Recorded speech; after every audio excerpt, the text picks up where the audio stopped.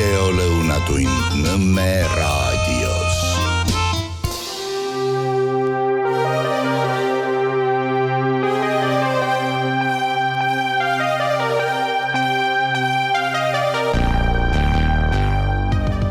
Tere hea ja mõtlev Nõmme raadio kuulaja, vaataja. Minu nimi on Kertu Luisk ja see siin on Vabaduse hääl. Saade järjekorra numbriga 129. Järjekordne 1. aprill on meil selja taga. Ma armastan 1. aprilli. See on aeg, mil inimesed loevad pealkirju ja tekste küsimusega, kas see ikka on nii, kas see vastab tõele. Äkki see on mingi nali, äkki mulle valetatakse. Äkki see nali on minu enese kulule. Ja see on hea, niimoodi võikski tarbida igasugust informatsiooni, sest me ei ole lihtsalt infoajastul elavad inimesed, vaid me oleme sellisel info kui relv, informatsioon kui relv ajastul. Sest me tahame kõike teada, me tahame targad olla. Me ei taha olla mingid sellised, kuidas ma ütlen, nagu omaette kuskil koopas elada, et elus mitte midagi ei tea. Hommikul ärkame kohe telefon kätte, mis siin toimub? Oi, mingi teavitus on. Oi, mingi sõda on vist vahepeal üle käinud. Okei, tegelikult oli lihtsalt mingi ohtlik olukord. Aga niisama soojaga võiks ka sõda üle ära käia, sest see kestaks väga kaua. Aga meil siin Eestimaal seoses nende drooni juhtumitega, kus vaadake, mida räägib meile peavoolumeedia ja küsige endalt täpselt nii, nagu 1. aprillil, kas see on ikka nii, kas see on mingi bluff. Ja ega selle peavoolu jälgimisega ma olen aru saanud, et seal natuke ongi eesmärk niimoodi tekitada segadust. Üks ütleb ühte, teine ütleb teist. Üks ütleb, et üldiselt ei rünnata Eesti pinnalt. Teine ütleb, et pole avatud õhuruumi neile. Aga kui ei ole avatud ja siin liiguvad droonid, mis on meie inimestel ohtlikud, pange kinni see õhuruum. Ma ei tea, kas on seda väga raske teha. Kas tekib sellest suur tüli, kui me ütleme, et kuulge, need manöörid ohustavad meid. Ja otseselt, kui ka teatud mõttes kaudselt, sest kui Eesti pinnalt droonid ründavad Venemaad ja venelane hakkab ennast kaitsma, siis, ma ei tea, NATO artikkel 5 enam ei kehti, sest me ei ole siis need, keda rünnatakse, et meie pinnalt on see seda käima tõmmatud. Ja igal juhul see NATO artikkel 5, ma arvan, et see ei kehti nii, sest viimati, kui Trumpi käest küsiti, siis ta põikles ja lõpuni välja põikles, et kas nad tulevad sel puhul appi, kui siin toimub miskit. No jah. Ja kui lihtne on nüüd öelda, et kuulge, ise ässitasite, ise torkisite karu, mis karu teeb, kui sa karu torgid. Ja jutt, et aga karu niikuinii tuleb. No see väga ei päde, sest et tagajärjed, ükskõik mis muinasjutu meile täna siin räägitakse. Need, kes need muinasjutuvestjad on, ma ei kujuta ette, mis plaanid nendel on seoses sellega, et kui nad kerjavadki sõja siia ära, mida nad siis teevad. Järjest ma kuulen, kuidas eestlased ostavad välismaale kinnisvara. Ja see on just kui ise ka tahaks ära minna. Kuskile, kus on turvalisem, kus valitsus, riigid on üldjuhul kõik tsentrist juhitud, aga kus valitsus on nagu nii palju ei lüpsa, nii palju ei kägista. Kus seda sellist orja mentaliteeti ei ole nii palju rahva seas, kus rahvas hakkab ikkagi vastu, kui mingi piir ületatakse. Aga seal samas on minus mingi selline, kuidas ma ütlen, nagu maatõug vist on see kõige õigem sõna. Maatõugu inimene. Ma olen selle maaga ühenduses. Ma ei saa siit maalt ära minna, sest kuskil, kus on rohelisem, põld annab vilja rohkem kordi aastas ja suuremat vilja veel. Ehk rohkem saaki. Aga ma ei saa, ükskõik kui kehv see seis siin on, see on minu maa, minu juured. Ja isegi kui ma justkui õitsen sellest teises kohas rohkem, siis mul on tunne, et see vintsutus, mis meil siin toimub, vaat see ongi need juured nii sügavale ajanud. Ja sellepärast mulle meeldib lugeda vanasid raamatut. Mitte isegi nii väga ajalooraamatut. Ajalugu on selline, vaata, mis meelsusega inimene selle kirjutas? Kas ta oli nende või nende poolel? Mis rahvusest ta on, kes selle kirjutas? Aga just inimeste isiklikud lood. Taaskasutust on huvitava raamatu, kus just see Ruusmäe Antsla siin piirkonnas inimesed kirjeldavad. Autor on kirja pannud inimeste elukirjeldused, kuidas nähti roppu vaeva, et saada talu endale. See on nagu enda talu, sa ei pea seda rentima, sinu talu. Siis me oleme täna Eestis niimoodi, et 30 aastat laenu, sa saad endale kodu ja see kodu võib olla üldse korter, kus sul on üks energia siin, teine seal, kolmas seal, neljas all on ju. Nii et sa terve selle aja vältel, kui sa maksad selle pangalaenu ja see on sinu kodu, sa oled igast suunast mõjutatud teistest, et sa ei elagi lõpuks nagu päris enda elu. Aga ma tean, et see ala on nagu isegi suurem kui lihtsalt sein vahel, et isegi kui su linnas on teatud meelsus, siis ka tuleb selle meelsusega mingil sellisel teistsugusel tasandil tööd teha. Kas vahetult inimestega suheldes või vahepeal minna sellesse seisundisse, kus sa tunnetad, mis on ja annad omalt poolt sellise soovi teele, mida sa päriselt siia soovid ja mida sa soovid ka nendele inimestele, kes sellel hetkel, kui nad on mingis selles seisundis, kus nad ei suuda näha asju enam objektiivselt, adekvaatselt, et sa jõuad ka nendeni natuke läbi sellise läks natuke nässu ära see jutt on ju, mis asja, maailm ei tööta nii, meil on valimised, valitsus ja see, kes pukis on omavalitsuses, see määrab kõik. Aga sellegipoolest me ei tohi alistuda. Meil tuleb mis tahes vahenditega, ma ei kutsu siinkohal üles kuskile nagu füüsiliselt ja vägivallaga märatsema, vaid esiteks leida eneses rahu. Sest hiljaaegu oli ka selline kogemus, et üks meesterahvas ütles, et rahu on ja maailm vajab rahu. Jumala õige, ma olen nõus. Ma vihkan seda, ma vihkan toda. Ja kui sa ise endas kannad seda viha ja väga lihtne on vihata, väga lihtne on minna nende asjadega kaasa üks päevgi Facebookis. Lasin selle läbi lõpuni sai seda läbi lasta, sai lõputus. Aga lihtsalt mingi hetke võtsin, et ma vaatan, mis maailmas toimub, kas on mingit infot, kas on droonid asja teemal ja ma ei oodanud, et seal mingi, ma ei tea, Siseministeerium ütleb, kuidas asjad on. Et näiteks Varro Vooglaid ütleb ausalt, kuidas asjad on. Midagi sellist seal trehvata või mõni muu minu sarnane lihtsalt vaba mõtlev inimene ja vabalt jagav inimene. Ja trehvasin sellise video peale, ma ei pannud seda isegi käima. Lihtsalt käib video, kuidas 2 alasti lapsekest on surnud. Üks oli selline mu pesamuna suurune. Ma mõtlen, mida see teenib. Jah, me anname endale aru, et kuskil maailma osas või mitmes maailma osas tapetakse ka lapsi. Ja mida selle visuaaliga, mida me sellega saavutame?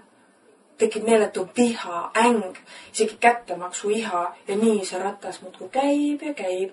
Nad tapsid seal lapsi, see on õigus ka nende lapsi tappa, sest nemad tegid ju nii, hammas hamba, silm ilma vastu ja mina mõtlen, kuhu me jõuame, siis me jäämegi. Ja siis mäletate, venelane tegi seda ja toda ja nendest hävitas pataljonlastest, keelid juudid on ju.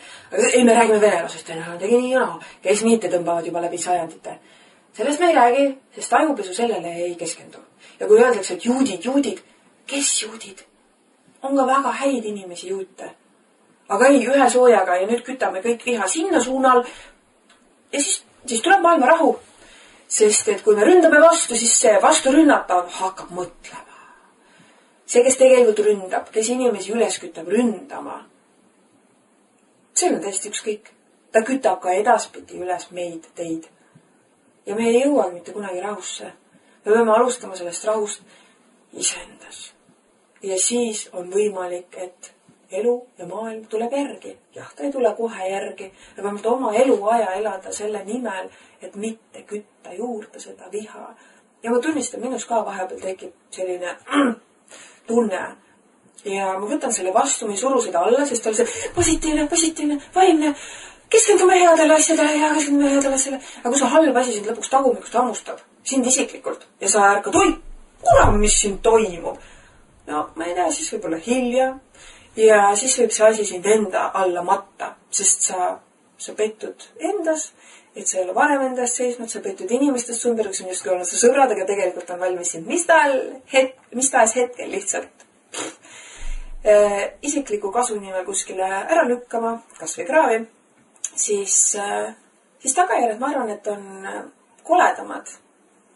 Oleme ausad enda vastu, niimoodi kogu aeg, seisundina lihtsalt olla aus ja tunnistada endale ka siis, kui me oleme mingil hetkel olnud ebaküpsed mingit tõde vastu võtma ja nüüd me saavutame selle küpsuse ja meie senine tõde võib saada isegi natuke nagu riivatud.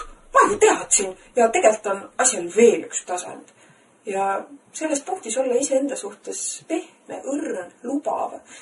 Mitte ennast süüdistada, ma olen ikka loll, kuidas ma aru ei saanud.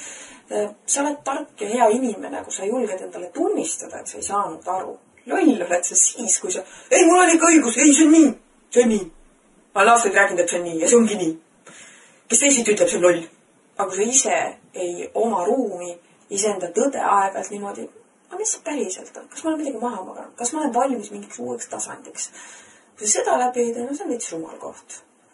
Aga jah, ma asun nüüd teema juurde. Aga väga mõnus on öelda, mul oli õigus. See on tõesti mõnus tunne.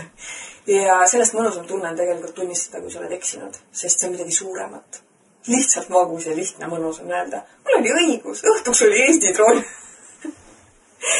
Ja see ei ole tegelikult naljakas, sest see oht on väga reaalne, aga lihtsalt kirjeldades seda, et mul oli õigus, see on nii hea tunne. Sest see on lihtne. See on lihtne saak. Kui sa ütled midagi, mida siis selgub, et ongi nii, aga kui sa tunnistad endale, et sa milleski eksisid, see on saavutus, see on iseenese ületus ja iseennast ületada, see on midagi veel võimsamat. Sest et siis sa lähed kuskile kõrgemale kohta omadega. Sa julged enda sees ületada selle koha, mis hoidis sind seal ja sa tunnistad midagi, mida paljud inimesed ilmselt ei suudakski tunnistada, sest nad tahavad olla turvaliselt. Mul on õigus. Jälgin ainult ühte voolumeediat, sest et see teine esitab küsimusi, mis paneb kõikuma minu selle mugava voolumeedia.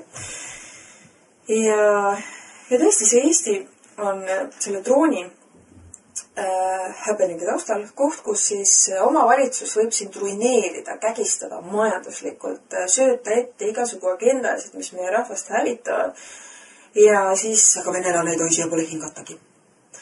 Tuleb droon Ukraina poolt ja me peame ta läbi laskma, kuigi see ohustab meid ja see on okei. Ja see on täpselt nagu vägivaldne pere, kus isa laob rusikahoppa paremale vasakule, aga kaitseb peret. Keegi teine ei tohi mu peret puutuda, aga mina või. Ja see on selline, jah, see tunne ongi, ma olen seda varem ka toonud näitena, et kas või automaksu teema, kuidas võeti natuke nagu leebemaks asi ja siis me peame olema väga tänulikud. Aga kõik need, kes nükli peale said selle automaksuga, neid ei lohuta see, et kellelgi siin läks lihtsamaks, aga see leer on laiali löödud, sest need, kes tänu lastele said selle soodustuse, siis neid see automaks nii väga enam ei riiva. Aga see, et ülejäänud Eestist, ka ettevõtlik pool Eestist, said ikka selle nuudiga pähe. Nemad jäävad selle võrra nagu väiksemasse osasse, sest et nemad ei saa enam selle perede toetust, sest peredel läks natuke lihtsamaks. Aga eesmärk oli tabada ühiskonda tervikuna ja see õnnestub, kui isegi osa sellest ühiskonnast saab selle löögi. Ehk siis need, kes ei saanud vabastust läbi perede. Et meil tuleb mis tahes teemadel hoida kokku. Näiteks Nursipalu teema. Kõik, kes mõtlevad, Nursipalu, see on ju seal kaugel nurgas. Kui saab inimestega käituda nii nagu Nursipalus, siis mitte kellelgi siin Eestimaal ei ole turvaline. Teie kõigiga saab niimoodi käituda ja kui siin mingi hetk hakati Harjumaa kanti neid tuulikuid plaanima, tadaa! Te mõtlesite, et te olete vana jumala selja taga Tallinnas või? Unustage ära. See vana jumal, see peab teis endas olema ühendusena. See jumalikkus peab olema teiega koos. Ja siis te saate kaitsta ennast ükskõik, kus te olete, ükskõik kui ohtlik see hetk või see piirkond parasjagu on. Põgeneda ei tohi. Mõelda, et teised seal kannatavad, pole minu asi. Ka ei tohi. See on meie ühine Eestimaa. Kui kuskil Eestimaal on kellelgi raske, kellelegi tehakse liiga, siis me peame väljendama enda vastumeelsust selles osas. Sest homne päev see teema võib puudutada meid ennast. Pärnumaalased nii kaugel piirist. Miks nad oleks pidanud arvavad mingi kaitseteema neid mõjutaks? Ja palun väga, nüüd hakatakse seal siis igasugu asju väidetavalt tootma, kas tootmiseni ka jõutakse. Äkki vahepeal see peab rahagi paremale võrgule ära kanditud. Vot ei tea. Ja see sammune, kuidas me toetame, saadame raha ja tehnikat, kui paljud relvad, mis on Ukrainale saadetud, on jõudnud mustale turule, mis on reaalne oht meie inimestele. Ja sellest avalikkuses väga ei räägita. Saatke raha, ütleb avalikkus, sõda peab edasi kestma, nii me oleme kaitstud, hoitud. Mulle väga meeldis, kuidas hiljaaegu üks meesterahvas, kes väitis, et Ukrainas peab sõda kestma, muidu tuleb venelane kohe siia, tõi esile hoopis teistsugust lähenemist. Ja ma tänasin teda sellest avalikult tema video all. see valmistab rõõmu, kui inimesed julgevad mingi hetk oma tõele näkku vaadata, et kuule, sina tõde, kas seni oled minuga olnud, kas sa oled üldse tõde või sa oled minu selle hetke hirmu pealt kokku pandud pilt, mis ei vasta tegelikkusele, mis tegelikult pole tõde, aga mis mingi aja mind justkui tõena teenis, sest ma tundsin ennast selle mõtte juures turvalisemalt, hoitumana. Ja me ootamegi, et see hoitus ja turvatunne tuleks väljaspoolt. Meil on kaitse. Meil on igasugune nupukesed ametnikud. Erasektoris käib suur äri, et kaitse. Kaitse hakkab sinust endast, kui sa ise saad aru, mis on sinu jaoks oluline, mis on hoidmist, kaitsmist väärt. Kui Eesti on hoidmist, kaitsmist väärt, siis kas siit ära põgeneda, sest ebamugavaks läheb, kas see on õige? Kas kuskil mujal on päriselt turvaline? Arvestada, mis meil toimub immigratsioonilainel, siis igasugu koledaid tegusid viivad ellu need võrdsematest võrdsemad, sest eesmärk ongi rahvad paisata liikuma, segi vekstada kõik see, mis puudutab rahvust, seda sellist maaühendust, siis äkki ei teeniks seda agendat. Äkki katsuks eneses selle juuretunde tugevalt leida ja saada aru, et isegi kui ma siin ei saa niimoodi, ma ei tea, päevitada ja õitseda aastaringselt, siis see juur on see, milles on mu vägi. Ja ma lähen väga oma märkmetest kõrvale, natuke andeks. Ja siis me olemegi selles kohas, et meile valetatakse meeletult. See paar päeva droonimöllu peaks tegema kõigile selgeks, et me ei ole tegelikult kaitstud.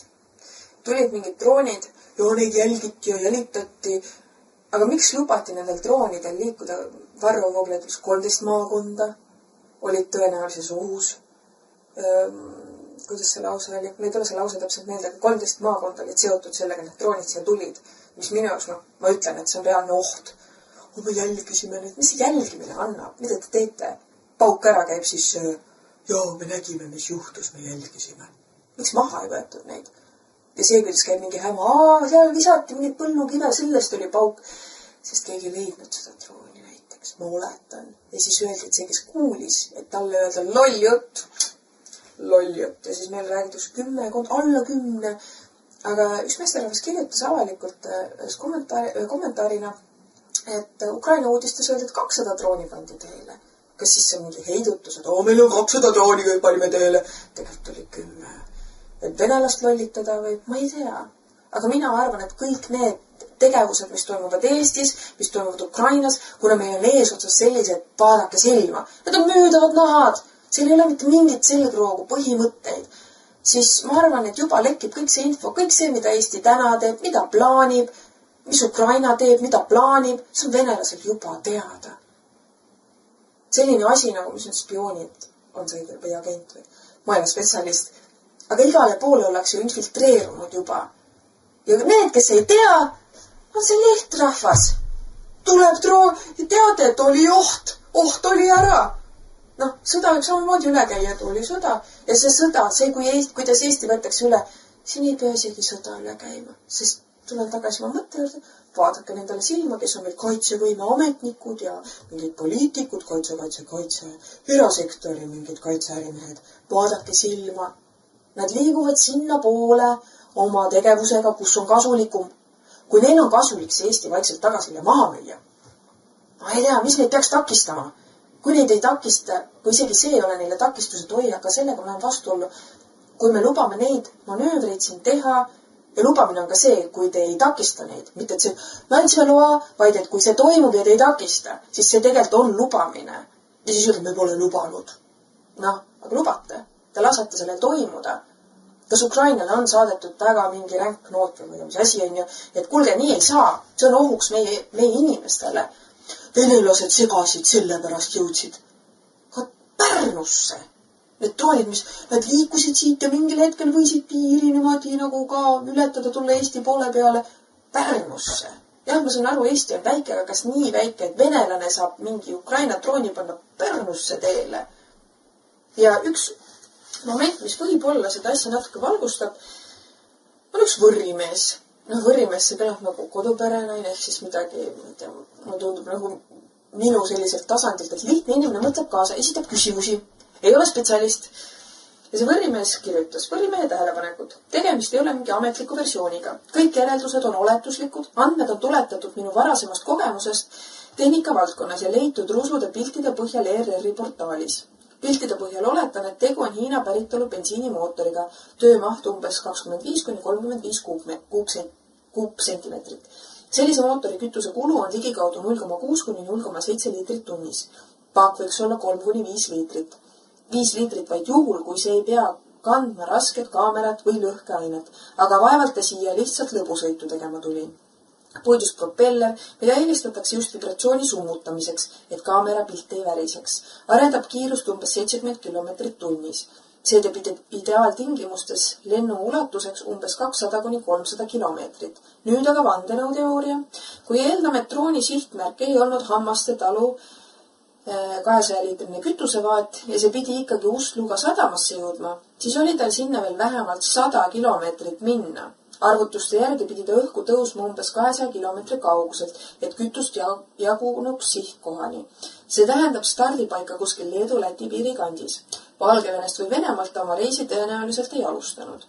Aga äkki ta ei pidanudki Ust-Lugasse jõudma. Rusude järgi on drooni keskosa mugavalt kadunud. Alles ja suhteliselt terved on nina, mootor koos propelleriga ja saba, mis on peaaegu vigastamata. Keskosa koos kogu elektroonikaga on aga hävinenud või kadunud. See on väga mugav viis varjata juhtimissagedusi, lennutrajektoori ja stardi kohta. Turvakaamera video järgi plahvatas droon õhus, kuid vaadates mootori ja saba minimaalseid vigastusi ei ole see ründedrooni plahvatus. Mäletame, et Aakris tegi ründedroon maasse mitmemeetrise kraatri. Siin on vaid karburaator mootori küljest lahti rebitud. Vaevalt nad sellise hernepüssiga Ust-Lugat ründama läksid. Kas see oli hoopis luuredroon, mis julgestas ründajaid? Võib-olla tegid oma töö ära ja lasti omade poolt alla. Või sai kütus lihtsalt otsa enesehävitus pühkis elektroonika laiali just sõbraliku liitlase Eesti kohal. Ja nüüd mõelge, venelane agressor, me võidame ta, oma koduhoovis surume põlvili. Ja tegelikult me ei saa oma liitlasestki jagu, kui see meile ohtlikuks osutub. Ja kui ohtlik liitlane on Ameerika. Nii on kindel, et kui mingi infoallikas säiliski, siis venelaste kätte see ei satu. Võib-olla on Eesti ikkagi kindlates kätes ja meie läbimatu droonimüür sai kuidagi ühe piiririkkuja kätte, aga et mitte Volodomõrri pahandada, salgavad nad selle maha. Kas pildil olevad jupid on tegelikult ka need, mis alla või üldse lendasid? Huvitav on asjaolu, et ühelgi jupil pole põlemiskahjustusi, isegi karburaatori silikonvoolikud on terved. Need väänduvad ja tuhmuvad vähimagi tulega kokkupuutel. See tähendab, et plahvatuse hetkel ei olnud paagis enam tilkagi kütust. Ka käsi etteande pump, lutt on vigastusteta, täiesti tühi ja põlemata, kuigi voolikute pikkuse järgi pidi paak asuma mootori ja karburaatori vahetusläheduses. Vana võrrimehena ütlen summutit vaadates, et ime, et see raibe kokku jooksnud, sest kütuse segus on ilmselgelt liiga vähe õli olnud. Summuti ots pole isegi tahmane. On muidugi võimalus, et nad kasutasid mootor Bio 2D suitsuvaba õli, et mitte tekitada loodusele suurt jalajälge, sest militaarid sellele ju mõtlevad. Eesti on väga kliima, meil on kliimaministeeriumi nii tähtsad terve armee kliimategelasi. Siia peab tulema biokütusega. Kui see mootor üldse käinud on, siis pigem tühikäigul, sest summutil ja silindril puuduvad igasugused kuumakahjustused. Maha on jupid kukkunud ka pigem sirgjooneliselt ülevalt alla, sest mullases rullumisest oleks silindri ja jahutusribid pori täis. Ma ei tea, kah need olid lihtsalt minu mõtted, samas ei ole ma ju mingi ekspert. Aga meil oleks väga vaja sinna just militaar- ja igasugu keskkonnasektorisse spetsialiste. Päriselt spetsialiste, mitte nii, et sa treid oma hariduste ära käia, ülikoolis saad oma diplomid asjad kätte, ma olen nüüd paperdega, on ju. Siis hakkad mingit lollust ellu viima. Või see õppekava on juba tänaseks selliseks lolluseks tehtud, et sa teed lollust ja sa isegi ei saa aru, et sa lollust teed. Ja siis Siseministeerium oma Facebooki lehel postitas viimasel märtsipäeval kell 1.26. Vaadake, kui operatiivne märk, öösel lausa. Info 31. märts kell 5.55, oht on läbi. Ja siis ütlevad, et ohtu polnudki. Ma ei tea, turvaline, oht on läbi. Kõik saavad rahulikult ja muretsemata jätkata igapäevatoimetustega, minna tööle, kooli, lasteaeda. Muretsemata. Kui sa saad teada, et kuulge, meil see kaitsevõime siin ikka, ta isegi ei lonka, ta isegi ei rooma. Ta on lihtsalt selline raha, kust saaks raha. me liigutame raha. Ja siis mingid tegelased madistavad metsades, rikuvad meie loodust ja elukeskkonda ja rüvetavad kodusid ja isegi kääpaid. Haudadele on mindud oma punkrite ja harjutamistega. Ja nüüd ma ütlen ühe hästi koleda asja, aga lihtsalt, et te saaks aru, mis on tegelikult meie vaenlane. Vaenlane on see mentaliteet. Mis te arvate, kuidas läheb meie kaitsevõimel nendel sõduritel, kes justkui peavad selle maa eest seisma, kui nad hakkavad käebastesse sõttale käima? Teevad oma hädakäebastesse, sest et on õppused ja on vaja kuskile see kemps ehitada meestele. Ja naistele ka, sest osad naised lihtsalt vist ei ole aru saanud, mida tähendab olla naine.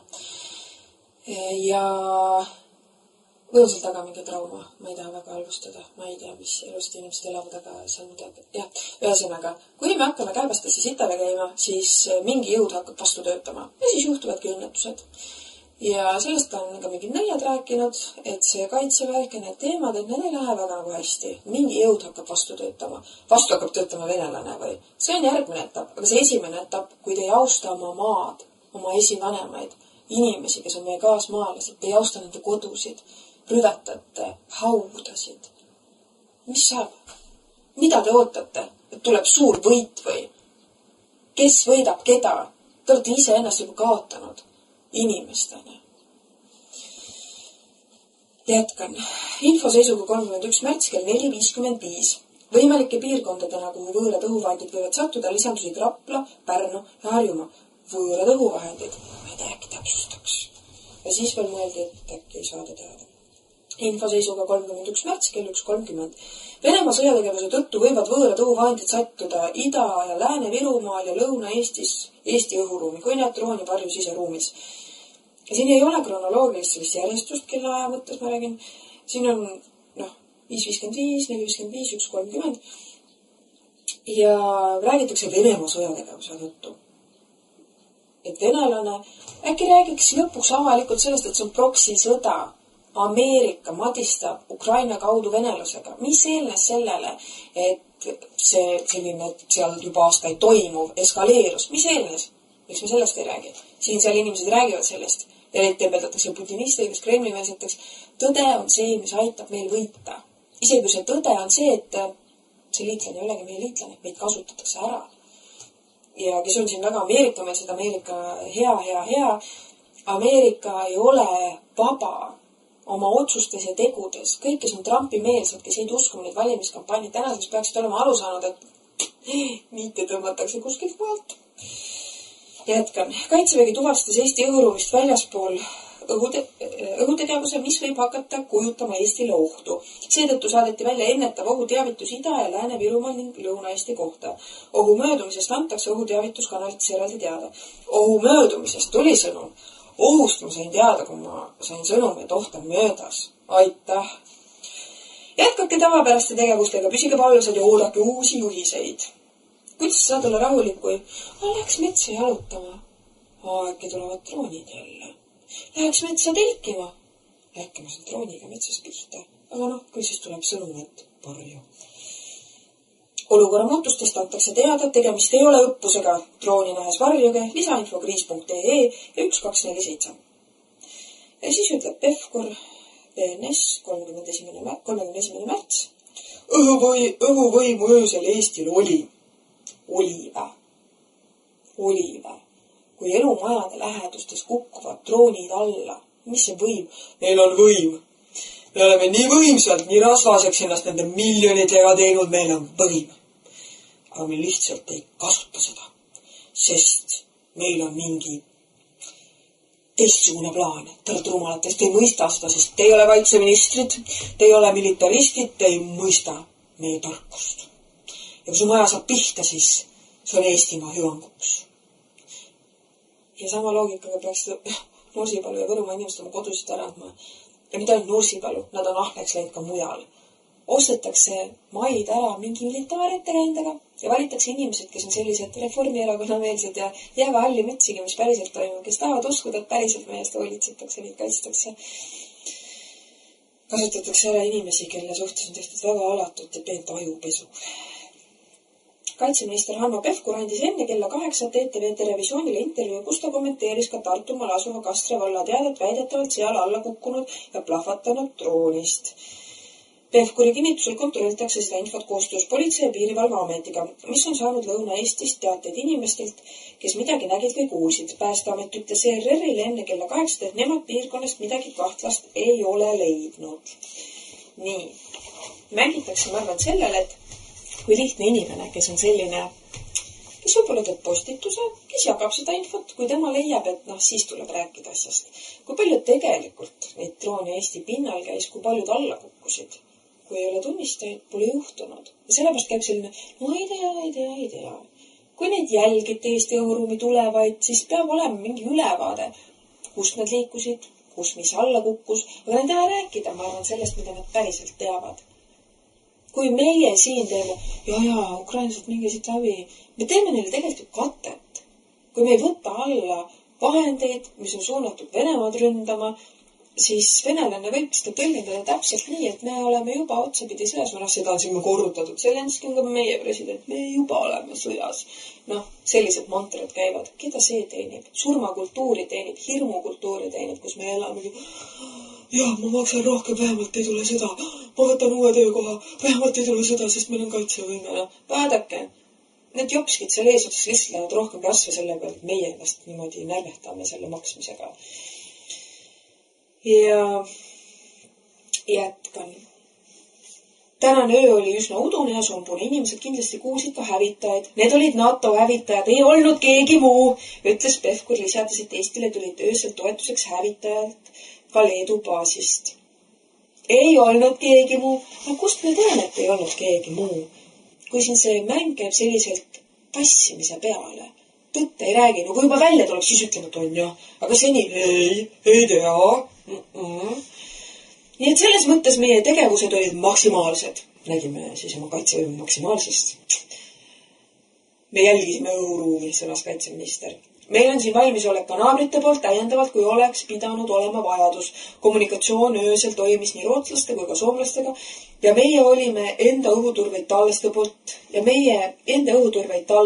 liiduna. Nii et tegelikult seda nii-öelda õhuvõimu siin oli. Nii-öelda õhuvõimu. Aga see kõik on koordineeritud ka Euroopa sõjalise õhukontrolli keskusega, selgitas Pevkur, lisades, et teisipäev võtab Eesti õhuturbe Itaalialt üle Portugal. Nii-öelda õhuvõimu. Ja Varro Vooglaid väga kenasti tõi välja, kuidas üks mees siis räägib seal stuudios, et üldiselt Ukraina ei kasuta meie pinda. Üldiselt. Aga vahepeal, muidu üldiselt. Vahest ikka tuleb ette siis on ju. Aga miks? Ja pealkiri oli selline, et ei, Ukraina ei kasuta.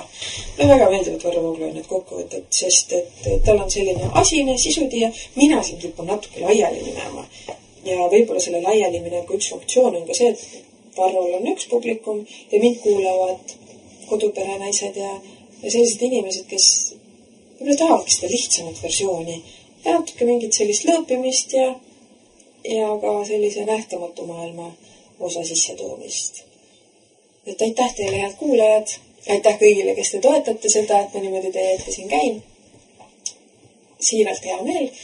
Ja ma loodan, et selline stiil või elustiil, mis mul praegu on, mingid teemad kokku noppida, endast läbi seedida, vaadata ka mingi teise prisma läbi, mida ma ei ole teiste pealt siis kohanud, et mis on see, mida märkan mina, mida teised ei pruugi märgata ja seda siis teieni tuua. Ma naudin seda. Isegi kui vahepeal on selline tunne, et äkki nii palju muid asju on vaja teha, aga iga kord, kui see saade saab tehtud, siis mul on selline mõnus tunne, õige tunne ja aitäh, et olete osa sellest. Kogu selle droonide gamma jaa peale mina mõtlen, aga kuidas peaks lihtne inimene vahet tegema, kas see on omade hea droon või see on ukrainlaste ohtlik, aga hea droon või see on venelaste ohtlik ja paha droon. Mina ei oska vahet teha. Või on see keegi hobilennutaja, kellel on natuke võimsam droon. Mina ei oska vahet teha. Ja siis ma täitsa saatsin kuskile hinnapäringu, et mis need masinad maksavad, et siis tabada neid droone. Et kui ma panen oma elamisse, ma oletan, et selline tehnika on olemas, et panen elamisse ja siis on mingi segaja, et kui mingi droon tuleb siia, et siis ta juhitakse nagu iseenesest eemale. No siuke asi, mida eeldaks, et Eesti riik, millest hoolitseb. Aga lihtsalt, mina ei taha enda maja kohale mingit droone. On nad siis Ukraina heatohtlikud või venelase pahatohtlikud või omade head ja väidetavalt ohutud, aga vaadates, kuidas meil seda kaitsevõime asja aetakse, siis ma ei usu, et need omad ka päris ohutud on. Tuletan meelde, kuidas oli vist Palm, kes ütles, et insenerid on juba kaevikus ja kui muidu lendab 30 kilomeetrit, siis järgpäev võib see asi lendata 2 kilomeetrit ja ma tuletan meelde, plaanis on hakata üle inimeste peade siin laskma ja siis juba eos vabastatakse ennast süüst, et kui mingi asi ei jõua sinna sihtmärgi alale, juht vahepeal alla inimeste ja majade peale, siis saab öelda insenerid kaevikus, venelane tegi. Vabastada ennast vastutusest. Juba eos ei tohiks tegelikult selliseid asju teha, üle inimeste pead siin laskma hakata. Rahu ajal. Aga siin rahu ei ole meil juba aastaid antud. Ja huvitav oli ka see, kuidas Kastre valla Facebooki leht kirjutas uuendatud info. Kastre vallas leiti alla kukkunud droonirusud. Profiilipildil on pool ruumi vallavapile ja pool on sinikollane südam. Ja siis on tõesti selline, jah, elame Ukrainale kõvasti kaasa ja ohverdame siis oma inimeste turvalisuse ja ohutuse väidetavalt, et ukrainlased võitlevad kui meie pärast ei võitle. Ukrainlased ei taha seda sõda. Jah, on mingi kontingent inimesi, kes ongi sellised militaristid. Vaata, mis nad tegid siis ja siis, aeg on kätte maksta. Ja siis me valame enda, oma pereliikmete verd. Milleks? Kas siis saabub maailma rahu või? Niiditumbed on samad. See on juba korduv ja korduv muster, kus need, kes rahastavad sõda, rahastavad mõlemat poolt. Võiks hakata kaasa mõtlema. Endasse selline viha ja sõjakus ära lahustada ja hakata maailmale andmagi endast rahu välja. Ja seista enda eest tugevalt, kindlalt ja mitte minna kaasa provokatsioonidega. Ja siis ongi niimoodi, et profiilipilti vaatad, Kastre vald, eks te siis suhtume südamlikkusele nendesse droonidesse, mis võivad ka mõned kelumajade peale kukkuda. Vot. Ja siis selle samu droonide teema peale tekkis minus see paralleel, et see sama loogika. Venelane on paha, ukrainlane on hea. Tapetud venelane on hea, tapetud ukrainlane paha, ukrainlasi ei tohi tappa. Saada surma Vene drooni läbi paha, aga saada surma Ukraina drooni läbi, see on hea. Ja praegu ma niimoodi natuke justkui võimendan, aga jälgige, on inimesi, kes arvavad, et on täiesti okei, et meie maal niimoodi kaitsevõime nimel lastakse teha manöövreid, mis võivad meid reaalselt sõtta kista.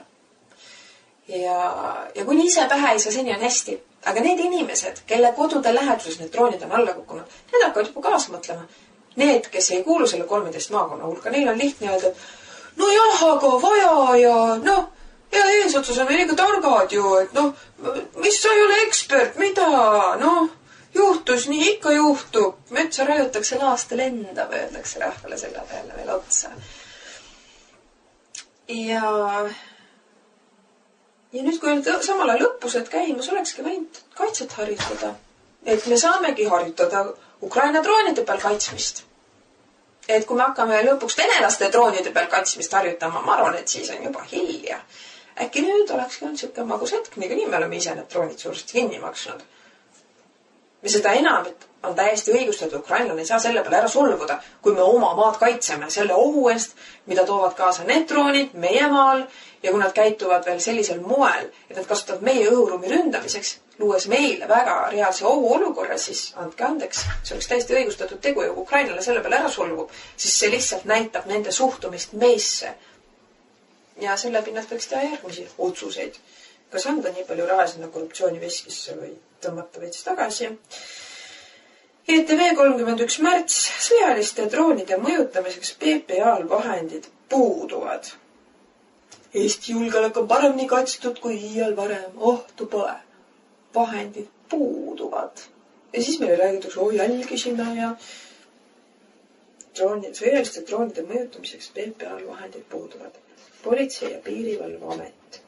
Et siis see asi läheb militarile üle, kus neil siis on see võimekus, aga nagu näha, seda ei kasutata. väga raske on end sellise valitsusel tunda turvaliselt või et maksad ja siis läheb paremaks. No ei käi see asi praegu üldse niimoodi. Ja ilmselt sellepärast, et kogu seda sõda või neid sõdasid, mis täna maailmas asat leiavad, niidid tõmmatakse ühest ja samast kohast. Nii. Ja õppused, mille taustal ka meie inimesed, eestlased, õpime seda, kuidas meisse päriselt suhtutakse. Kas eesmärk on päriselt meid kaitsta. Et head õppimist meile. Ja see, et natokad, need on tolgused. Need inimesed on tühi inimesed. Sa vaatad, su elu eesmärk ongi roteerida ühest kohast teise. Mingit sõjalist ajupesu saada. Sa oledki tühi. Et nemad on, ei pea sellest maast inimestest lugu. Nad võivad howdy ja mingi respect on ju. Aga tegevuses puudub respekt. Ja siis vaatad, aga mida need omad teevad õppuste raames. Ja täitsa selline, et ei teagi, mis meist niimoodi saab. Kui oma inimene on valmis oma inimese suhtes olema nii lurjus. Lihtsalt mõned näited. Ja see, kuidas oma inimestesse suhtutakse, see valetamine, vassimine, see on üks osa sellest, mis peegeldab, kuidas meisse, eestlasse inimestesse päriselt suhtutakse. Kuidas venelased tegelikult on kõik teada. Mis ta arvad, et täna ei ole Eesti spiooni, kes teenivad Venemaaga. Ja siis meil ei saa rääkida, Riigikogu ei saa, varakogurid ei saa neid dokumente näha, sest et selline info, mida ei tohi pärast kuskil mainidagi. Ja halloo, meie eest varjatakse seda, mis päriselt toimub. Ja miks, ja hea näide sellest, kuidas meest varjatakse, on see, et inimesed said teated sellelt alarmilt, et häire lõppes. Alarm algusest meile ei räägitud. Ja veelgi enam, tavainimesele tuli drooniõhu hoiatussõnum kell 3.15. Lendurid liinilennul said vastava info kell 00.45. See peegeldus siis selles lennutrajektooris. Ja loogiline on, et sõjavägi teadis juba enne neid lennuliikluse inimesi, sest sõjaväelt ilmselt tuliks info, sest sõjavägi peaks selliseid asju teadma kõige esimesena. Ukraina kanalites oli see samune uudis, et 200 drooni liigub siin suunal. Eestil öeldakse ainult 10, kus ka on selline, et äkki see ongi ukrainlaste viis heidutada, et meil on nii palju droone, tegelikult nii palju ei ole. Aga kuhu minu mõte jäi selle kõige info peale takerduma, et kas arvati, et see ei tule välja? Et on drooniõppused ja need olid meie omad droonid. Aga nüüd, kui tuleb välja, et midagi kukkus alla, siis öelda, et need õppused ja meil droonid siin kukkuvad muud kui alla. Ja sealt edasi tekkis ka selline küsimus, et kas need droonid üldse startisid Ukrainast. Siin võrrimest tõi välja, et Leedu-Läti piirilt on kõige kaugema tema arvutuste järgi või kasutati Eesti pinda startideks. Ma ei tea, sest kunagi aastaid enne seda, kui Ukrainas läks see asi eskaleerus, mis seal toimusid Eestis, see oli vist isegi enne seda Maidani. Ma pean aasta arvu järgi vaatama, kus fotod on olemas. NATO tegi ukrainlastele õppusi Eestimaa pinnal. Kuidas siis pomme teha? Ukraina ei ole NATO liige. Ja nüüd mõelda, kui neid asju aetakse nii salakavalelt ja nõmedalt inetult, ja tookord olid Briti lipp oli ka veel, siis andke andeks, me peame häält tegema, me peame iseendast seisma, sest meie oleme siin lihtsalt juba ette nähtud casualty, nagu sõjas tuleb ikka casualties, siuke pehme sõna casualty, lihtsalt inimesed, kes saavad muuseas surma, sest sõda on vaja teha. Ja sõjad on kõik ikkagi olnud seotud majandusega, rahadega. Mitte sellega, et meil on põhimõtted ja teie põhimõtted, või teil ei ole seal demokraatiat, me toome teile demokraatia. Seal on taustal ikkagi nafta ja igasugused muud teemad, niisugune võimuvõitlused. Ja kuna niiditõmbed on ühes punktis, siis kõik see, mille pinnal minnakse sõtta, on illusioon, see on bluff. Taustal on käimas muud asjad. Ja nii samuti, mis juhtus Estoniaga, miks me ei tea tänaseni, mis juhtus Estoniaga, sest see ei tulnud niimoodi välja, mis tegelikult seal taustal toimumas oli. Aegelt keegi mainib, et kuna see oli ka mingi relvaasi, aga siis, kuna avalikult seda ei ole tunnistatud, ei ole mõtet tunnistada, kui ei ole selliseid tugevaid, kui ei ole tugevat ohtu, et see iseenesest välja tuleks, siis ei tea, lihtsalt juhtus. Ja siis, kui peaksidki tulema välja need tõsised, tugevad tõendid, mida sa ei saa ümber vahutada. Jah, oli. Aga see, et vahepeal teati, et oli ja vaikiti. Noh, see on suke, siis on juba uued näod pukis ja uued tegelased komisjonides ja kes see vana, no need inimesed, neid pole enam meie seaski. Või nad on juba Euroopasse üle liikunud omadega, no edasi liikunud. Nad teenisid siin kenasti ära, mis oli teenida ja vot. Ja ma lihtsalt toon mõned näited, kuidas siis meil need õppused toimuvad, mida peavad kohalikud taluma. 29. märts kohalik mees kirjutab. Maal on elu nagu lill, sügisel korjad metsast seeni, suvel marju ja kevadel kaitseväe autosid. Järjest veidremaks läheb. Täna hommikul avastasin kellegi väidetava veeblimaaria TTS sõnumi, et ma nende autosid ei filmiks ega postitaks. Koperjanovi korrapidaja väitis, et tegemist peab olema mingi halva naljaga, sest meie kaitsevägi ei suhtle Facebook Messengeri kaudu. Täna astus mulle aga vastu minu metsast tulev. Seesama kirjakirjutaja munder seljas. Ju oli siis saanud tagasisidet. Ausalt öeldes ületab selline kaitseväepoolne inimeste lollitamine normaalsuse piiri. Ilmselt otsiti see veebel kohe üles. Hiljem kaitseväe infotelefonist väideti, et ka seekordne veebli suhete klaarimine olla olnud tema omavoli. Juhtunu kokkuvõtteks siis, et kaitsevägi tuleb ette teatamata ja loata sinu maale lagastama, siis saadab sulle kaitseväe nimel mingi punkari soenguga sel öösel manitsuskirja Facebooki Messengeri ja siis tuleb veel kord omavoliliselt sulle ei tea mida selgeks tegema. Samas kaitseväe korrapidaja nimetas kõiki neid sündmusi omavoliks, mida nemad ei tolereeri. Ja see on jälle selline, et keegi teeb ära seda musta tööd, et see kohalik inimene lihtsalt nagu ära kuidagi maha suruda. Ja siis öeldakse tsentrist, ei no me ei ole selle poolt, kas järgneb mingi menetlus või distsiplineerimine selle tegelase suhtes, kes on läinud inimese metsa ära lagastanud, seal puid välja juurinud, alla 10, eks oli 8 kuusekest välja kistud, mingi auto peale pandud, et nemad siis varjavad oma autot, seal mängivad oma sõjamänge, sadistlikult looduse suhtes. 26. märtsi näide. Saad aru, et miskit õppused, aga keegi ei teavitanud, et Võru vallas Lompka külas ka eramaadele tullakse.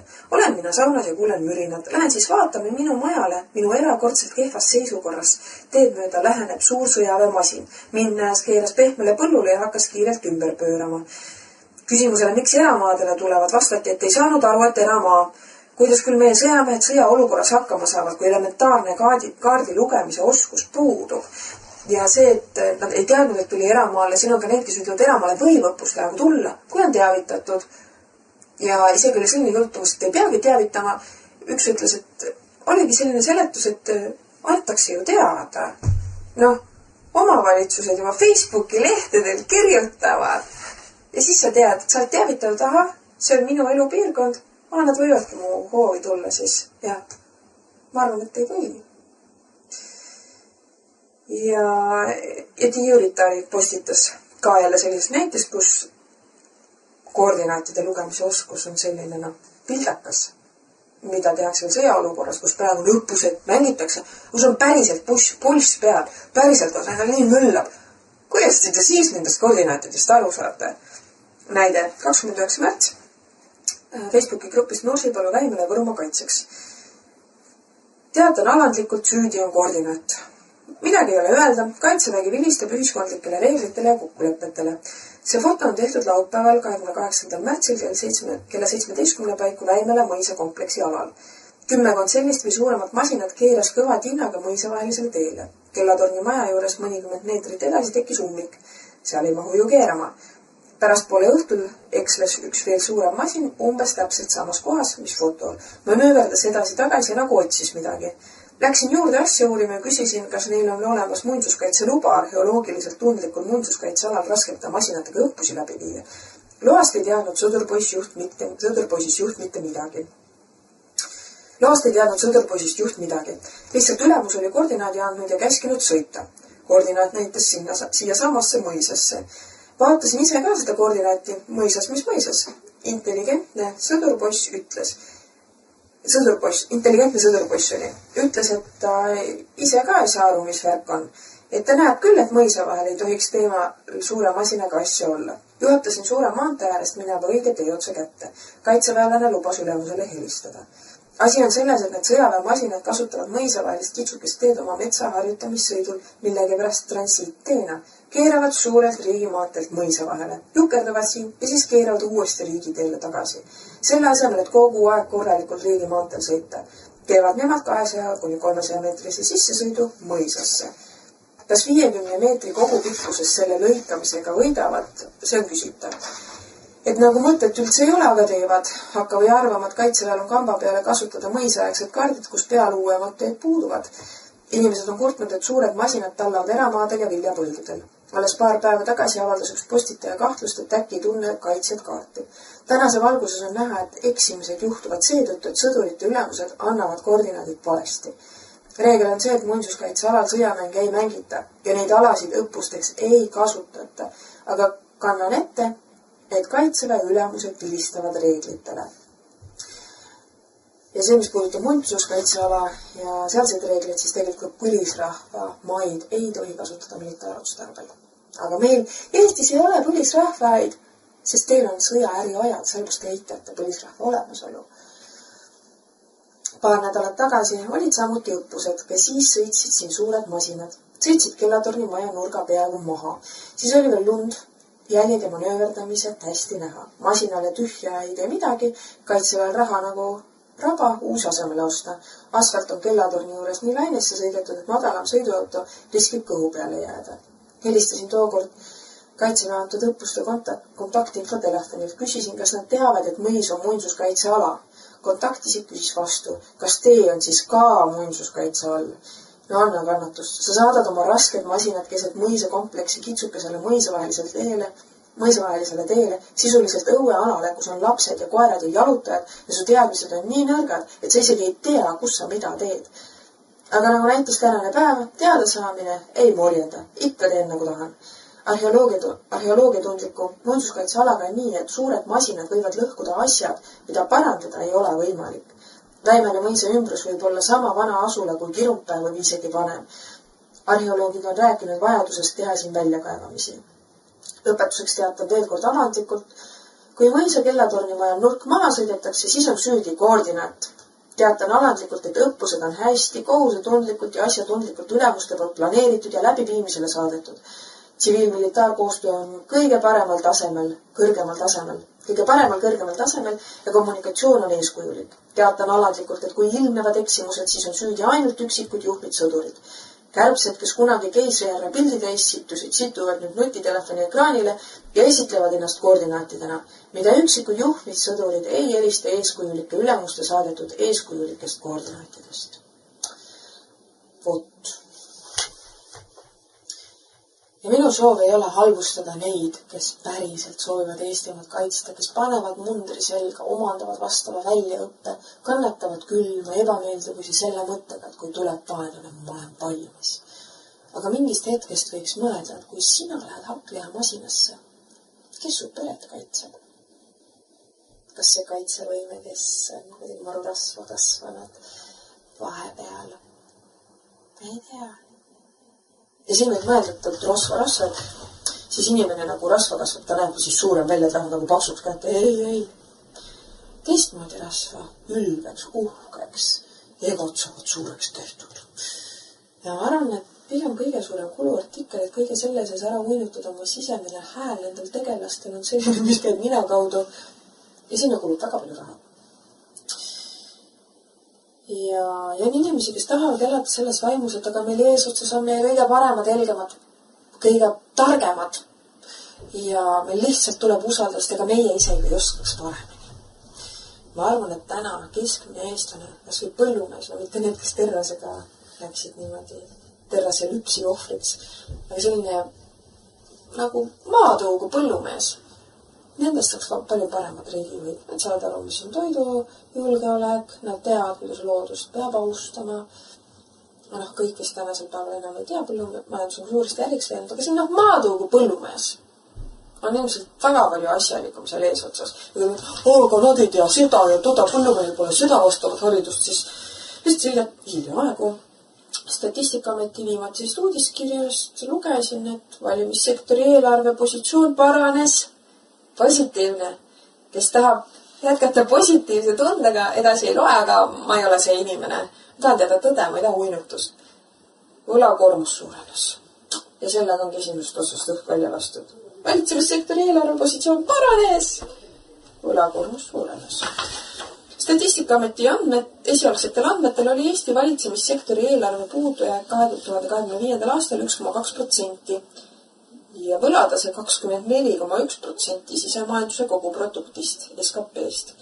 Eelmise aasta lõpus ületasid valitsemissektori koondeelarve kulud tulusid 490,5 miljoni euroga.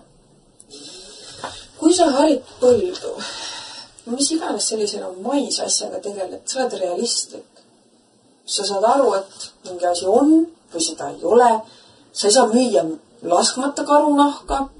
Sa lihtsalt saad aru, et on selline materiaalne reaalsus, millel on piirid.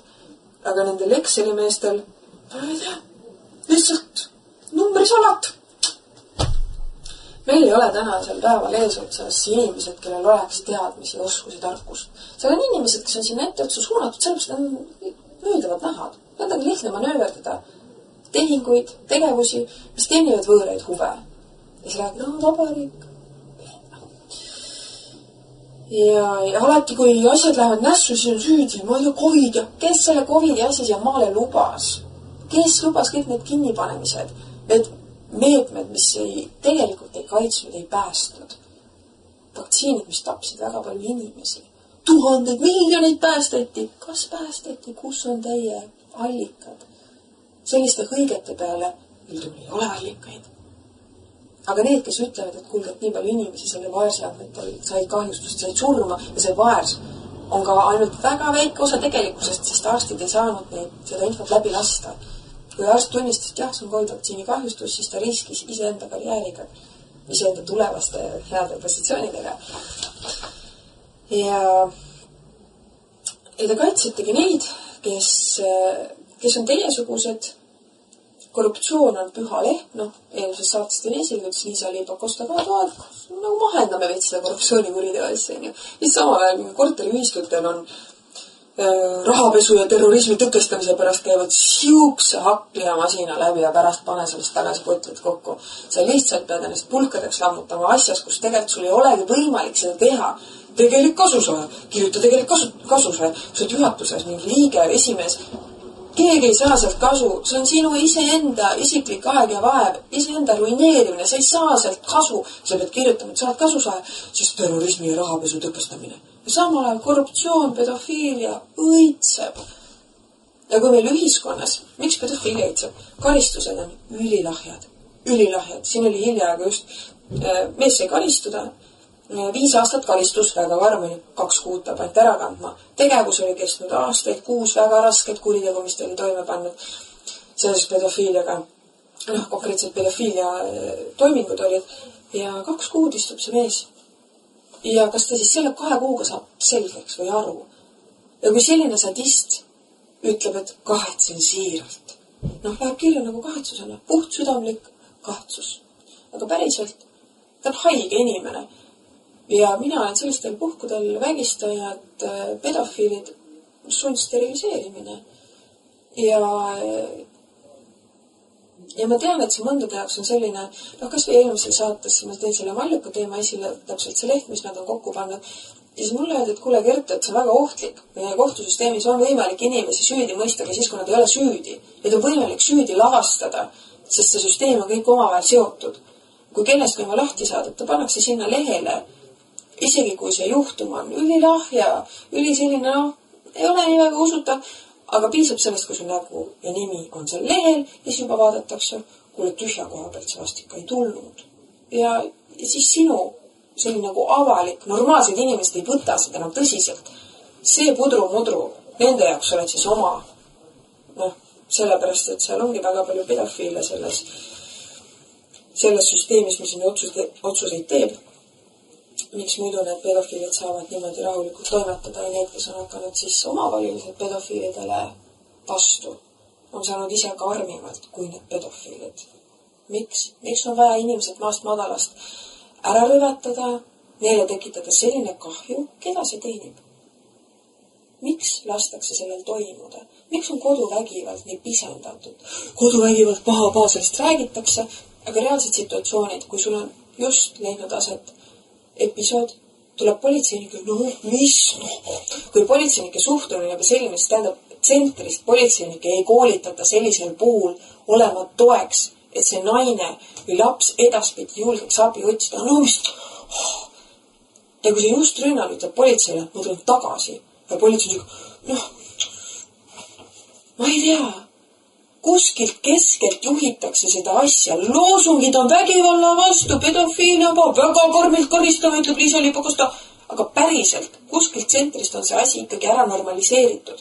Lastakse sellel toimuda, et nendest katkistest peredest, vägivalda näinud lastest ei kasvaks tervet peret.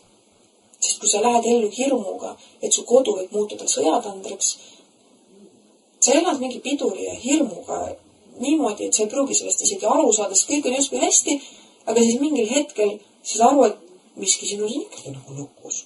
Miski sinus ikkagi ei voola loomulikult ja kui sinus on see julgus endale tunnistada, mis see on, milles see on, siis on võimalik sellest välja tulla. Aga kui see üldfoon on selline, tapad oma lapse ära ja mis, keegi kobiseb, siis see kobise ja saab trahvi. Ise saad väikse siukse karistuse ühiskond maha rahustada. Ja täitsa pilt ei pääsenud. Aga ühiskond vaatab. Me karistasime teda. Olge nüüd vait, muidu saate ise hullemalt. Ma olen nüüd täna väga pikale läinud, sest ma jäin mingites kohtades väga tegi laiali läksin. Ja võib-olla kuulajatel oli vaja täna sellist rahulikumat, selles mõttes rahulikumat, et mitte niimoodi sisutihedalt, vaid natuke sellist õhulisemat poolt saatesse sisse. Ma püüan usaldada seda, kuidas see saade välja kukkus. Aga see, kuidas meie ajusid loputatakse mingite ebanormaalsete asjade suunal, näiteks siin Hispaanias oli näide. Objektiiv kirjutas 27. märtsil. Hispaanias tegi grupi vägistamise ohvriks langenud noor naine abistatud enesetapu. Sel samal teemal olid maailmas erinevad pealkirjad. Üks pealkiri rääkis hoopis, et isaga oli mingi legal battle, et mingi hooldusõiguse küsimus. Seda, et võõramaalased, need siuksed pätid immigrandid olid tema vastu toime pannud sellise kuriteo. Pealkirjades ei räägitud, aga räägiti eutanaasia lahkus siit elust ja mingi, täpselt nii, et tundke rõõmu. Tema otsustas ja vaadake, kui hea rahu tal nüüd on, sest et isaga oli mingi legal battle on. Noor Barcelonas elav naisterahvas sattus alaealiste sisserändajate grupi vägistamise ohvriks. Trauma tõttu üritas ebaõnnestunult enesetappu ja lõpuks tappis ta väärikalt riik. Noelia Castillo Ramos elas 13. eluaastani vanematega. Kuna tegemist oli keerulise ja vaese perekonnaga, võttis Hispaania Kataloonia autonoomse piirkonna sotsiaalsüsteem Noelia vanematele ära ja pani elama lastekodusse. Tuletan meelde, mis toimus Gröönimaal inuitidega, kuidas neilt võeti ära lapsi, sest nad ei läbi mingit testi. Ja Kataloonia on ka siuke vanema kultuurimaa, kui seal mingid asjad sellele uuele süsteemile ei sobi, hiljem inuitidele anti neid lapsi ikkagi tagasi, saadi aru, et neil on natuke teine süsteem, kõik lapsi antud tagasi, öeldi, et liiga kaua aega möödas ja need emad, kes saidki oma lapsed tagasi, nad ei suutnud leida rahu, sest see hirm elas nendes edasi, see sama võim, mis oli juba korra lapse ära võtnud niimoodi absurdselt, et sa ei vasta meie tingimustele, et lapsevanem olla. Sa tead, et nad on ilmselt seda uuesti tegema. Ja samuti me oleme küüditaja, oi, siin oli mingi küüditamine. Ja mina räägin, et küüditamine jah, aga küüditaja mentaliteediga inimesed on ka täna Eestis olemas. Ja siis mõelda, et see pere oli ilmselt mingi selline väga-väga äärmuslik ja väga-väga vaene. Ma ei tea, seal võis olla lihtsalt taga see, et ma ei tea, ma natuke utreerinud, aga äkki ei olnud nõudepesumasinat. Mida iganes. Neid tingimusi saab kruttida absurdseks, sest siis pannakse laps nõusid pesema näiteks. Ma toon praegu sellise väga-väga kauge näite, aga ikkagi see ei pruugi tähendada seda, et seal oleks olnud päriselt midagi halvasti. Sest Kataloonia, inuitid, kõik siuksed vanemad piirkonnad, vanemad kultuurid, need juured ongi rünnaku all, kui te pole veel aru saanud. Ja Ja siis ta oli lastekodus, väidetavalt sattus ta korduvalt ahistamise ohvriks lastekodus juba alaealisena. Nõndanimetatud ametlikud ja kommentaatorite andmed hakkavad lahku minema ajast, kui Noelia 18-aastasena hakkas omal soovil omaette elama. Ta jäi sotsiaalsüsteemiga seotuks ja 2022. aastana oktoobris sattus ta 22-aastasena 3 meessust isiku poolt grupi vägistamise ohvriks. Ametlikud kanalid nimetavad meeste päritolu ei maini. Kommentaatorid samas kinnitavad, et tegemist oli isikutega, keda nimetatakse hispaania keeles akronüümiga MENA ehk saatjateta alaealised sisserändajad. Asjaolude väljaselgitamise teeb keerulisemaks kõik, et Noelia politseile kuriteoteadet ei esitanud. Kuigi tegemist on laia kõlapinda leidnud kuriteoga, pole ühtegi vägistajat siiani karistatud. Seda, et tegemist võis olla menadega, kinnitab asjaolu, et kui vägistajad oleksid olnud valged põlishispaanlased, oleks seda maininud ka Hispaania peavoolumeedia. Samuti on nii Hispaanias kui teistes Euroopa ühispartei võimu all olevates riikides reegliks kujunenud, et värviliste islamiusuliste sisserändajate kuritegusid varjatakse süsteemi poolt nii kaua kui vähegi võimalik. Peale grupi vägistamist üritas Noelia samal kuul enesetappu ja hüppas 5. korruselt alla. Ta ei ellu, kuid jalutuks. Peale ebaõnnestunud enesetapu katset soovis Noelia lõpetada elu abistatud enesetapuga, mis on jutumärkides väärika elu lõpuna Hispaanias seadustatud alates 2021. aastast. Ema kiitis tütre enesetapu mõtte heaks, kuid isa oli vastu ja pöördus kohtusse. Hispaanias läbis kaasus kõik kohtuastmed ja 2026. aasta veebruari seisuga andsid Noeliale enda äratapmise õiguse mõlemad kõrgemad kohtud, nii põhiseadus kui ülemkohus. Isa pöördus Euroopa Inimõiguste kohtusse, mis langetas 24. märtsil kiirkorras märgilise otsuse, millega kiideti tänaseks 25-aastase naisterahva abistatud enesetapu mõte heaks. Noelia Castillo Ramos lahkus elust abistatud enesetapu teel 26. märtsil. Vot nii. Ja ma ei tea, ma ei ole selles rollis olnud, ma ei tea, mis tundega elas see naisterahvas, kas tõesti ta leidis siis sellest rahu ja ma ei tea, kas ta hing on täna rahus. Mina ütlen, et abistatud enesetapuga ei jõua rahusse, sest on kõrgem jõud, kes otsustab, kuna me jääb minna. Ja inimesed, kes me tahame kontrollida ja otsustada ja olla need võimupositsioonil, õhujõudu, õhuvõimu oli. Tegelikkuses on meist oluliselt suurem jõud olemas. Ja kui me selle hülgame või seda ignoreerime, eirame, arvame ennast sellest suurem olevat, siis selle positiivne väljavaade, mida mina oleks sellest juhtumist võtnud, on see, et see naine oma kogemuse pinnalt, ta ei ole üksikjuhtum. See, et immigrandid selliseid tegusid toime panevad, see on justkui mingi normaalsus ja seda matsitakse kinni. See on ilmselt üks osa sellest, et seda ühiskonda õõnestada ja suretada see kohalik rahvas välja, sest naised, kes sellise traumaga elavad, neil on väga raske luua perekonda, neil on väga raske luua seda usalduslikku sidet ja see endas on ikkagi mingi alaväärsustunne. Meil eesti keeleski, ma ei tea, kas ma olen siin saates seda jaganud, aga meil on sõna süütu. Ja näiteks, kui sinult võetakse see süütus vägivaldsel, julmal moel, aga sa ei ole siis enam süütu. Mis sa siis oled? Sa oled süüdi ju. Ela siis selle süüga. Sa oled süüdi nüüd. Ja see on selline keeruline punkt, sest samal ajal meil tuleb Ameerika maalt kõva hoorakultuur peale, kus my body, my choice, ma otsustan oma keha ja siis, kui ma olen rasestunud, teen abordi ja see ei ole midagi. Järjest tulevad välja naiste lood, kes jagavad sotsiaalmeedias ka, et jah, nad läksidki aborti tegema ja kui neist tuli välja see kehake. Sest kui sa lähed aborti tegema, siis sulle ei näidata ekraanil seda elu. Sulle ei öelda, et südamelöögid on, sulle ei öelda, et kõik on hästi. Üks laps, kus juures pääseski tänu sellele, et emale öeldi, kuigi oleks tahtnud öelda, siis ema juba nagu sai selle šoki, et täna on ikka hästi. Ja see laps elab ja mul on enda mõlemale väga hea meel. Olgugi, et ta on üksik ja mul on ikkagi väga hea meel. On täna selline just meeste kvaliteet meil Eestimaal. See on ka osa sellest hoorakultuurist.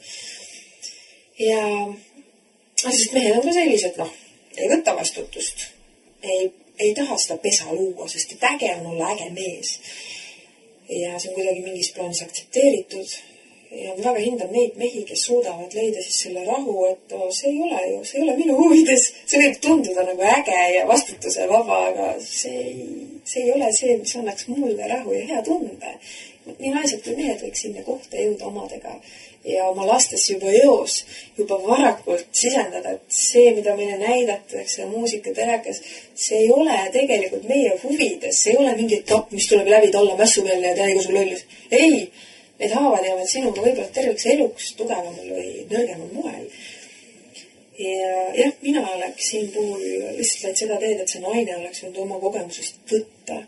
Ja lihtsalt sa, isegi kui sul ei ole jalgu all, sa saad teha oma loost missiooniga loo. Aga tõesti, ma ei ole selles kohas olnud. Ma ei tea, mis tunne see on. Võib-olla see on selline tunne, et sa lihtsalt ei tahagi enam elada ja sa ei suudagi näha selle kõige taustal, et on mingi valguskiir, see lugu pöörata positiivseks, aidata neid, kes võib-olla järgmine samamoodi lähevad selle väärika elulõpu teed, väga väärikas. Su riik reedab su, ei kaitse sind, sinuga lastakse toime panna selline kuritegu, mehi ei karistata selle eest ja nad saavad jätkata sama teed, luua uusi ohvreid. Mina oleks valinud teiste ohvrite aitamise tee. Aga jah, ma ei tea, kas ma ei saa ennast panna sellesse olukorda, kus ma päriselt ei ole olnud, aga niimoodi ette kujutades ma arvan, et ma oleks seda teinud, aga ilmselt selle tüdrukul ei olnudki seda tugevat süsteemi ja pigem propageeritigi siis seda, et siis saab vaevast lahti. Nii, aga tähendab saada oma jälkisääne pikk saanu ja jälki nagu üks sjöba kõkke asju tiika jauka ja Ilda Aigol sääne põnnev ega vastana suur edetabel Lõuna-Eesti mõjukide kotsile ja siis ma kaia saab pilti ja siis ma mõtlen, et päriselt või see on see nagu naljamehe oliva seal pildi peal, keda või olla tahpagi olla nagu tõsiselt võetav, aga kaet pilti ja mõtled no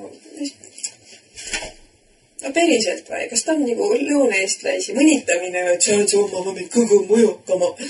Keda mõjata sa saad, siis ma mõtlen, et või olla, et ma esi olen millestki võlssi arvu saanud ja lõunaeestlase olemegi saan see nagu ullikas, et saan see mõotuse meid, saan see oma jaoks tõsiselt võetava meid ja mõotuse meid ja nii ellu.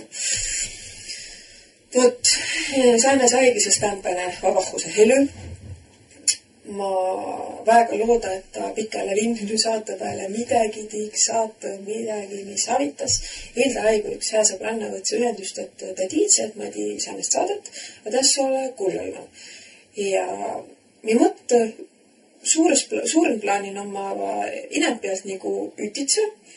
Mä en sitti kotusside peale, me oleme ühtsest valisi sotsi ütskõrdi, siis ma mõtlen. Aga jah, siis ma mõtlen, hea küll. Oli mu asi ütelda ja tähendab ma mõtlen, kui ta oleks valinu EKRE, nagu ma tuu aeg oli nagu väga EKRE-meelne, siis ma mõtlen, kas saanud paremba või tähendab, me olemegi saanud seal kotusen, et ole mõtet tülli minna poliitika peale, sest et mängitas mi kõigiga. Nii pahempal kui parempal poolel ja meil tule lihtsalt kajatad pilti esihinde läbi, mis toimus ja mõista, et päriselt on lootust, aga me ei tohi võtta ta nagu esihindest mõistetavana, et lootus on meil väga hästi, meil on lootust. Ta pead käima nagu esihinda seest läbi. Et sa esitiid määnsidki samme, otsusid ja häälestad esihinnast ta lootuse pääle. Ta lootus tule nii, et ja nüüd valitsus otsust nii, meil on nüüd droonikaitse kuppel peal ja nüüd on hästi. Aga mis ta kuppel toimuma hakkas, mis toimus neid otsustid esihinde kuppide all? Noh, ta turvatunne ja hää tunneb, et meie esihinda seest tulema. Ja tuu sooviga ma lõpetagi tähendab, et see pikale vinnu saata. Aituma kuulamast ja järgmise kõrrani.